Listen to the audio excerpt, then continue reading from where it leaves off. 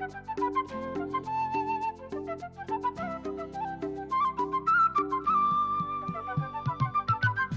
हंस के क्यों छेड़ती है मुझको ये तन्हाइयाँ, दस्ती है अब हर कदम पे मेरी ही परछाइयाँ। बूंदों सी मैं निर्मल जीवन में दलदल, खिलता है फिर भी कमल। हंस हंस के क्यों छेड़ती है मुझको ये तन्हाइयाँ, दस्ती है अब हर कदम पे मेरी ही परछाइयाँ। बूंदों सी मैं निर्मल जीवन में दलदल, खिलता है फिर भी कमल।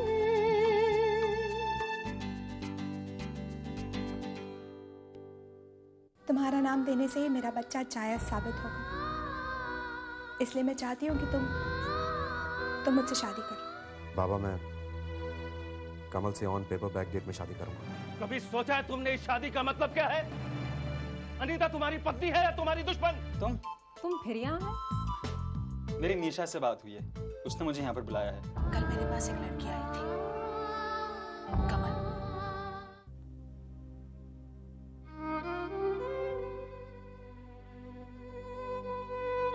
ये तो बिल्कुल वैसा ही केस है जैसे, बिल्कुल। कुछ बदला है तो वक्त, जगह, बच्चा और बच्चे की मां। बिल्कुल वैसा ही केस। अगर कोई फर्क नजर आ रहा है तो बस इतना कि उस वक्त उस लड़की को गाइड करने के लिए कोई नहीं था। मैंने डिसाइड कर लिया है, इस बार मैं ऐसा कुछ भी नहीं करूंगी जो उस बार होना चाहिए था पर नहीं हो सका था। मैं कमल की पूरी हेल्प करूंगी, उसे और उसके बच्चे को पूरा हक मिलेगा। हाँ सुनाली, ऐसे हालात में किसी भी लड़की पर क्या बीत सकती है मैं समझ सकती हूँ। Do it, support Kamal, totally.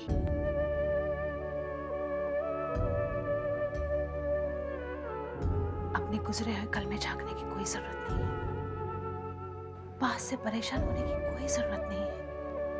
Believe me, तुम्हारा कल इस जीवन के सफर में बहुत पीछे छूट गया है।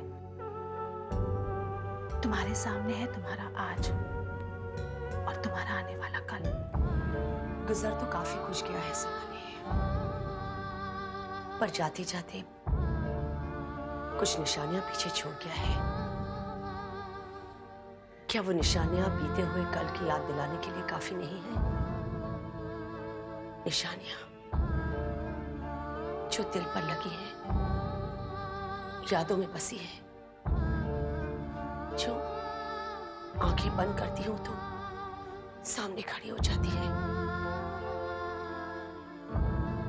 कमल जिन हालातों से गुजर रही है वो जानने के बाद भी क्या कुछ भी याद नहीं आएगा। मानो कि बहुत देर हो चुकी है रैना, पर सच तो फिर भी सच ही है। अगर उसने दूसरी शादी भी कर ली है तो इसका मतलब ये तो नहीं कि ये बच्चा उसका नहीं है, कि उससे इसे कोई लेना देना नहीं है। रायना, मेरे ख्याल से तुम्हें उसे सब कुछ सच बता देना चाहिए। क्या होगा सोनाली सब सच बताकर? चलो अगर मैंने उसे इस बच्चे के बारे में सब बता भी दिया तो उस इंसान पर क्या फर्क पड़ेगा जिसने 2 साल पुराने रिलेशनशिप को एक छोटे से झगड़े की वजह से भुला दिया। बहुत दुख होता है जब लोग बरसों पुराने प्यार को भुलाकर एक दिन की नफरत को दिल से लगाकर बैठ जाते हैं। उसने तो अपने माँ बाप के कहने पर शादी भी कर ली, एक बार भी उसे मेरा ख्याल नहीं आया। तो अब अगर वो बच्चे के बारे में जान भी लेगा तो क्या होगा? क्या होगा सोनाली? अब और कोई रास्ता भी तो नहीं है रायना। तू ही बता कि तूने आगे क्या सोच रखा है। उस दिन के बाद लोगों के कितने ही सवाल तुम पर उठे, जिनका तुम्हारे पास एक ठोस जवाब था। माँ, आप समझने की कोशिश कीजिए। मैं इस बच्चे को अबॉर्ट नहीं करवा सकती। डॉक्टर का कहना है अब बहुत देर हो चुकी है, 5 महीने हो चुके हैं। और वैसे भी अगर वो शादी का सेहरा पहनकर सच से मुंह छुपा भी ले तो इसका मतलब ये तो नहीं होता है कि ये बच्चा मेरा नहीं। मैं इस बच्चे को पालूंगी। रहना, एक माँ होने के नाते आप मेरे जज्बातों को समझने की कोशिश कीजिए। मैं इस बच्चे की सारी जिम्मेदारियां उठा लूंगी। उस दिन तो मैंने माँ को समझा लिया था, पर मैंने सोचा भी नहीं था कि तकदीर ने कुछ और ही तय किया हुआ है मेरे लिए। सिहर उठता है दिल उस दिन को याद करके। कितना रोई थी मैं जब माँ ने हॉस्पिटल में आके बताया था कि उस दिन से जो आह निकली, बस उसके बाद हर घड़ी हर वक्त, सुबह दोपहर शाम, तकदीर को ही कोसती रही मैं। तकदीर से इतनी शिकायत थी मुझे, इतनी शिकायत थी। आखिर मेरी बच्ची तकदीर ने जो छीनी, वही मायूसी, बेबसी और लाचारी में दिन गुजरते गए। पलकों के उठने और झपकने के बीच अगर कुछ था तो बस आंसुओं की लड़ी बनी रही। बाद में मुझे एहसास हुआ कि मेरी तकदीर को तो मुझसे कोई दुश्मनी नहीं है। अगर दुश्मन है तो वो मेरे अपने लोग। मेरे भाग्य को तो यूं ही कोसती रही मैं। सच्चाई का पता मुझे तब चला जब मेरी माँ जिंदगी की आखिरी सांसें ले रही थी। सच जानकर तो जैसे मेरे पैरों तले की जमीन खिसक गई। मैंने तुमसे झूठ कहा। तेरी बेटी मरी हुई पैदा नहीं हुई थी, वो जिंदा थी। मैंने तुम्हारी उस नन्ही सी बच्ची को उसके बाप के हवाले कर दिया है। माँ, ऐसा क्यों किया आपने? क्यों बोला ऐसा झूठ? बेटा, माँ बनना बड़ी खुशी की बात है, पर तभी जब वो औरत शादीशुदा हो, वरना वो बड़ी शर्म की बात हो जाती है। मैं जानती हूँ बेटा कि एक औरत के लिए, खासकर एक कुंवारी माँ के लिए, समाज में जीना बड़ा ही मुश्किल है। कदम कदम पर ताने सुनने पड़ते हैं।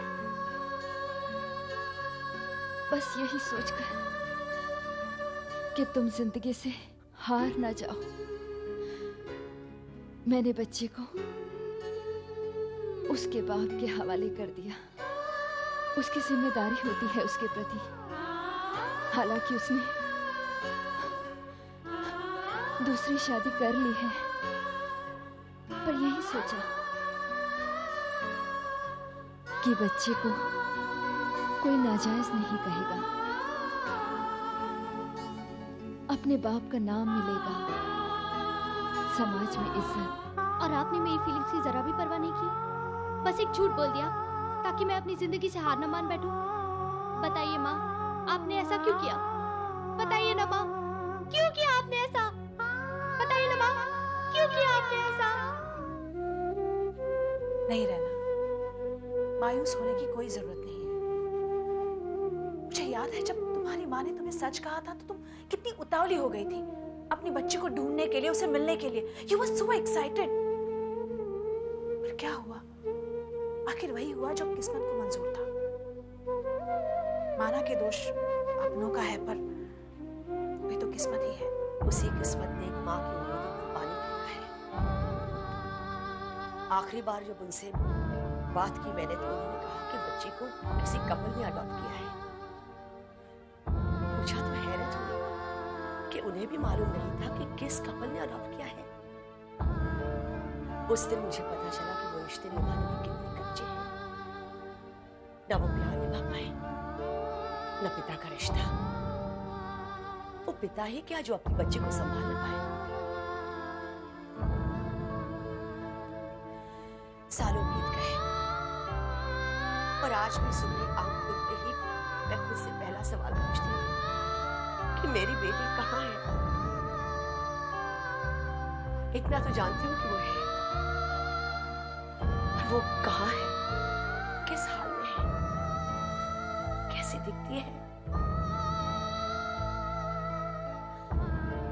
पता नहीं अब वो मुझे मिल पाएगी या नहीं। मैं तो उसके लिए कुछ न कर सकी।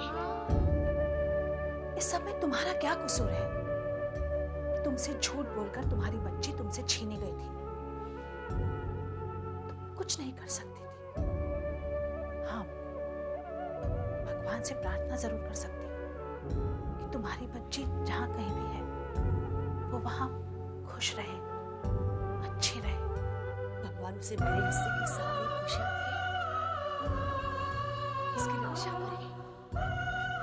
भगवान करे वो मेरी जिंदगी में जल्द से जल्द वापस आ जाए। मैं कमल,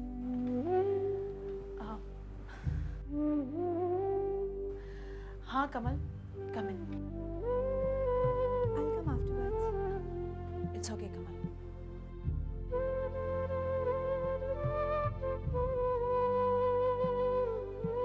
कमल, ये डॉक्यूमेंट्स देने के लिए मैंने तुम्हें यहाँ बुलाया था। मैंने सारे डॉक्यूमेंट्स चेक कर लिए हैं और सारे इंतजाम भी कर लिए हैं। ओके? हाँ, कल शाम को ठीक 5 बजे फैमिली कोर्ट के एफिलिएटेड मैरिज ब्यूरो पहुंचना। मानव को भी साथ ले आना। वहाँ पीछे की तारीख में तुम्हारी और मानव की शादी के ऑन पेपर सबूत तैयार किए जाएंगे। Okay? Thanks, ma'am. Shall I leave now?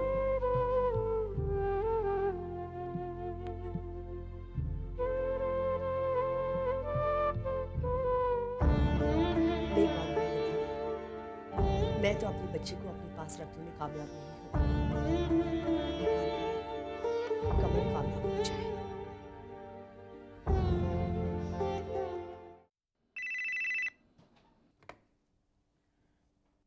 Hello, मानव,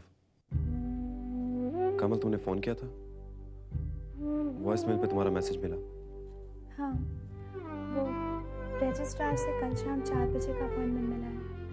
कल तुम्हें और मुझे फैमिली कोर्ट के मैरिज ब्यूरो सेक्शन में ठीक 4 बजे मिलना है। कमल, मैं ठीक 4 बजे वहां पहुंच जाऊंगा। Don't worry. Take care. हाँ,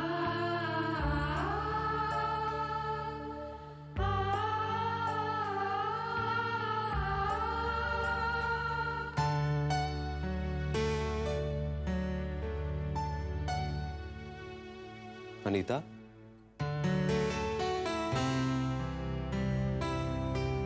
तुम कहीं जा रही हो? मानव, जब तुम्हारी जिंदगी में मेरी कोई अहमियत नहीं तो मैं यहाँ क्या करूँ?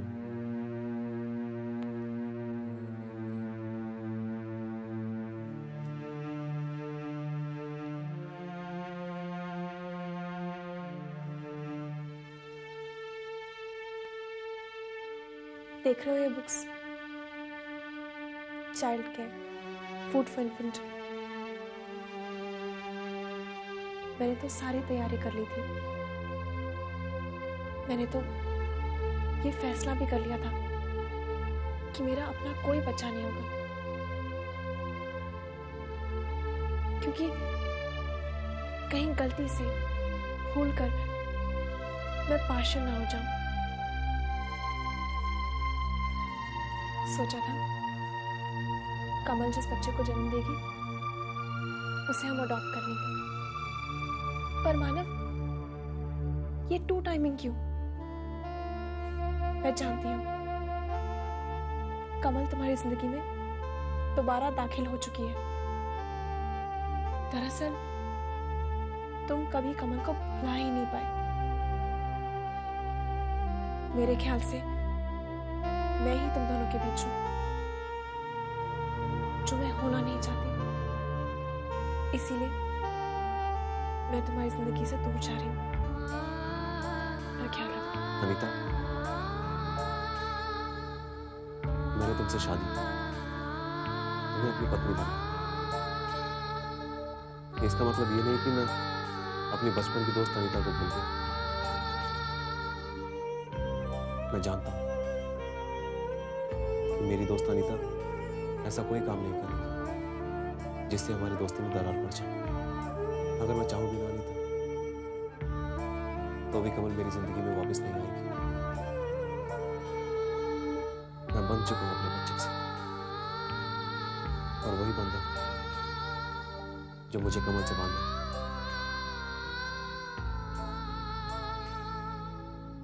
अगर तुम यहां से चली जाओगी तो मैं समझूंगा तुमने दोस्ती तोड़ दी। नहीं मानव, हम अपनी दोस्ती कब नहीं तोड़ सकते। मैं हमेशा तुम्हारे साथ हूं। थैंक्स अनीता।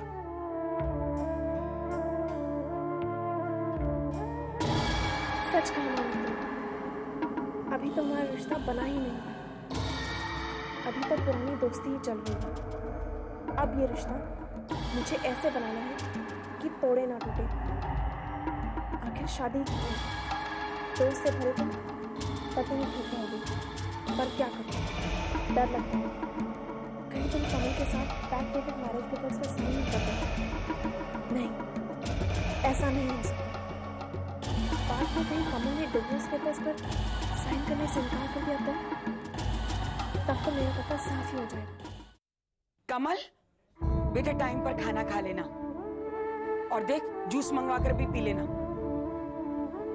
ऐसे में तू टाइम पर खाना नहीं खाएगी तो बच्चे को भी टाइम पर खुराक नहीं मिलेगी। देख बेटा, लापरवाही मत बरतना। अच्छा?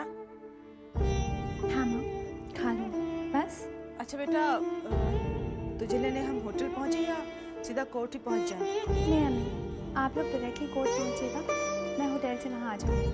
लेकिन प्लीज टाइम पर आएगा, लेट मत होइएगा। बेटा, आज तो तेरी जिंदगी का एक खास दिन है। ऐसे वक्त में तेरी माएं लेट कैसे होंगी? और वैसे भी आज तो एक कागज का गूंगा टुकड़ा तुम्हारे रिश्ते का सबूत बनने जा रहा है। भगवान की पूजा तो सभी करते हैं, पर शायद अपनी पूजा पर विश्वास नहीं होने, कागज के टुकड़े पर ज्यादा विश्वास है। ये कागज के रिश्ते नहीं चलते अम्मी। आप देखिए, ये कागज पर बना रिश्ता कागज पर ही आकर दम तोड़ दे। रिश्ते तो दिल से दिल के चलते हैं, विश्वास के चलते हैं। आप लोग टाइम पर आ जाइएगा, लेट मत होइएगा।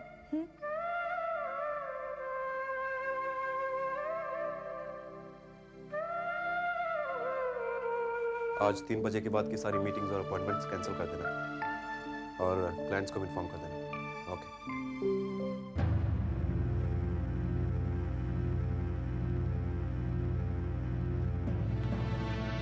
मानव, ऐसे कदम उठाने ही क्यों जिससे शर्म से सर झुकाना पड़े। इतना तमाशा होने के बावजूद भी तुम कमल से रजिस्ट्री मैरिज करने जा रहे हो? जी बाप।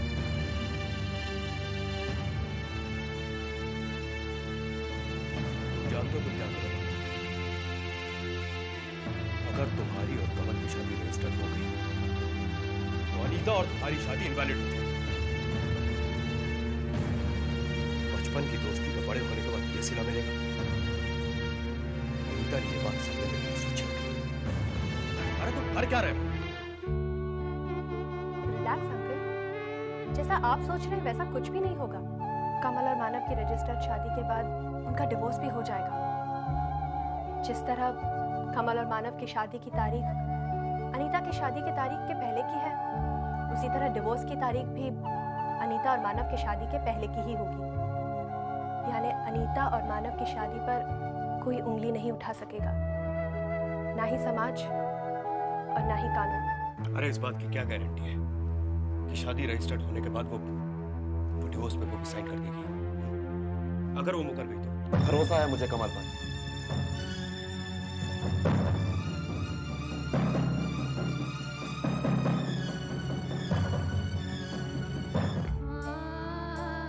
बाबा मैं जानता हूं कि आपको मेरी चिंता है, मेरे भविष्य की फिक्र है आपको, लेकिन मैं क्या करूं बाबा, मुझे भी तो फिक्र है किसी के भविष्य की। उसका तो आज ही दुनिया भर की परेशानी से भरा हुआ है, जबकि उसने तो पहली सांस भी नहीं ली इस दुनिया में।